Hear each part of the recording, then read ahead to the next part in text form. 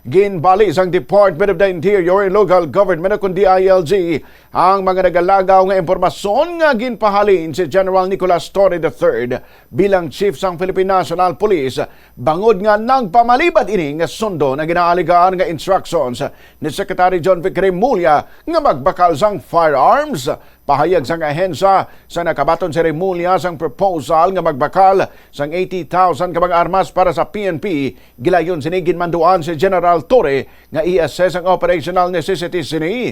Sang Agusto 12 ginpahibalo ni Torre kay Remulla ang i-assessment nga indi naman kinahanglan nga magbakal. Kagini nga pahayag ni Torre ang ginhanduan man ni Remulla. Sunod sa DILG, ginhambalan pa ni Remulla si Torre nga kung aprobahan niya ang procurement, mahimo ini ma-insert sa budget sang ahensya sa congressional deliberations bangod wala ini nalakip sa National Expenditure Program. Sunod pa sa ahensya, halin sa nagpungko si Remulla bilang Secretary sang ahensya, wala ini nag-facilitate o kung nag-endorso sang anuman nga congressional budget insertion. Una naman nagpahayag si Torre nga wala sa sang kalain sang buot nga ginkakas bilang PNP Chief. Oh, sir, despite po ng pagkakaalis po sa inyo sa PNP, ano po yung proud kayo na nagawa ninyo? Proud to be!